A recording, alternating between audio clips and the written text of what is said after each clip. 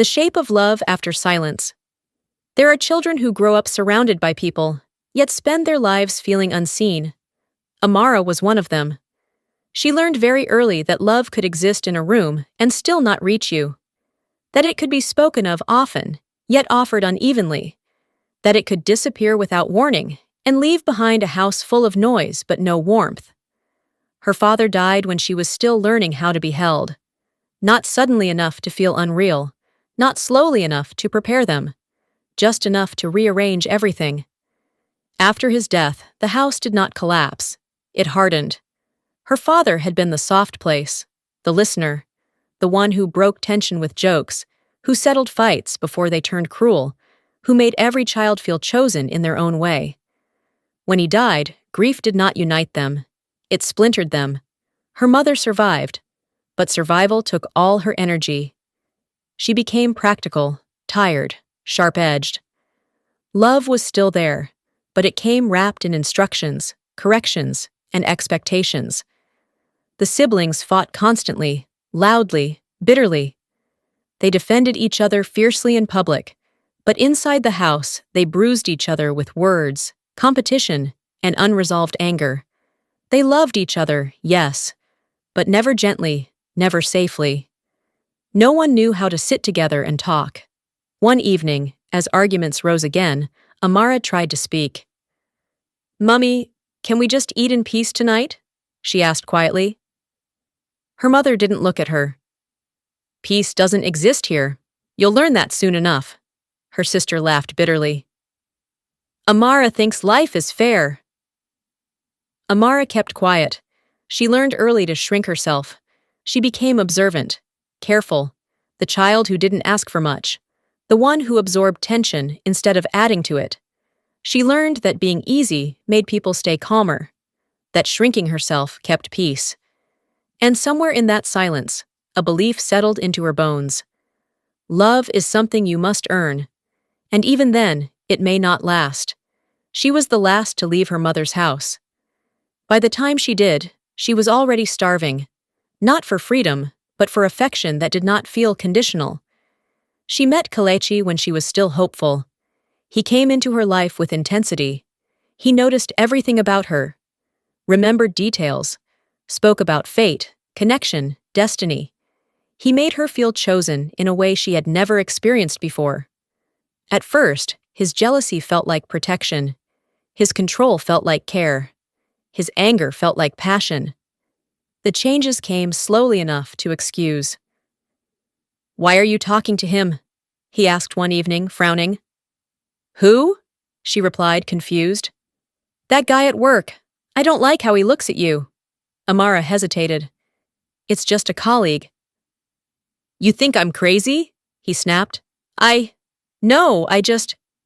You always make me angry, Amara. Do you enjoy it?" She nodded silently.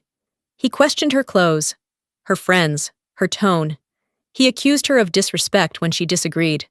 When she cried, he said she was dramatic. When she confronted him about other women, he flipped the conversation until she was the one apologizing. Gaslighting did not arrive as cruelty. It arrived as confusion. She began doubting her memory, her reactions, her right to feel hurt. Then came the first slap. "Don't ever do that again," he said through clenched teeth. I'm sorry," she whispered, followed by tears, then promises, then gifts, then silence. She stayed, because she believed love was endurance, because she had watched her mother endure, because leaving felt like admitting she was unlovable again. Over 3 years, the violence escalated. Shoves became punches, insults became degradation, cheating became routine, and somehow always her fault. The night he beat her badly enough to land her in the hospital, something inside her finally detached. As she lay on that bed, bruised, aching, stripped of excuses, she realized she was not afraid of him anymore. She was afraid of disappearing completely if she stayed. She left without confrontation, without closure, without explaining. She never went back. Healing did not arrive immediately. Freedom only gave her space to feel everything she had postponed. Then came Tunde. He was softer, kinder in words. He listened. He said all the right things. He spoke of love, healing, patience, commitment. "I care about you, Amara. I really do," he said one evening, brushing a stray hair from her face. Do you really?" she asked, hesitating. "Of course. I'm here for you. I won't hurt you." But his love lived mostly in his mouth. He wanted her body, her time, her emotional availability. He took comfort freely, but built nothing, promised effort, but never followed through, stayed just enough to keep her hopeful, distant enough to stay unaccountable. "I don't understand," she said one day, tears brimming. What exactly?" "We're us." He smiled vague. "Don't overthink it." When it ended, she didn't beg. She didn't break. She simply felt tired. The pattern was becoming visible now. Then came Amika. By all standards, he was good. "I don't want to waste your time," he told her early on. "If I'm with you, it's serious." She looked at him carefully. "I need that to be true." "I mean it," he said. "I want to see your dreams through, not just be part of your life." He loved her openly, spoke about the future without fear, encouraged her education, planned how to support her growth, moved her into his home, introduced her to his family proudly, seriously, intentionally. They welcomed her as if she already belonged. He wasn't perfect. He still flirted, still crossed small lines with other women. It hurt, but it wasn't violent, wasn't cruel, wasn't chaos. Years ago, this would have been everything she begged the universe for. Now it felt distant. She noticed it quietly at first, how she no longer fantasized about weddings, how the idea of forever no longer comforted her, how she watched herself being loved the way one watches a life they no longer fully identify with. One night, she confronted him gently. "Emeka, sometimes I wonder, do I really want this? Marriage? Forever? All of it?" He looked surprised. "Amara, why? I thought you wanted it too." "I did," she said softly. "But now, I'm not sure I believe in it for me anymore." She realized something unsettling. She no longer believed marriage was salvation. She no longer believed commitment was proof. She no longer believed staying was the ultimate success. Not because she was broken, but because she had learned.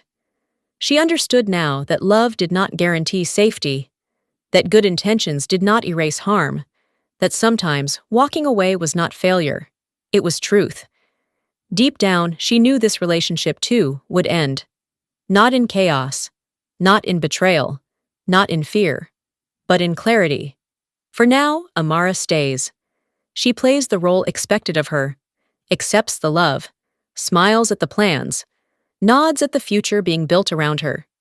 She studies, she grows, she works, she saves. Not out of deceit, but out of self-preservation. "I'll make the most of this," she told herself one quiet night, staring out the window. "I'll finish school, build my career, become someone I can't ignore. One day, I'll be ready to leave if I need to, ready to be whole on my own." She is no longer searching for someone to save her. She is preparing for the day she will no longer need anyone to. She hopes that one day she will have enough stability, enough peace, enough self-trust to walk away. Not into another relationship, but into herself. Content. Whole. Unafraid of being alone.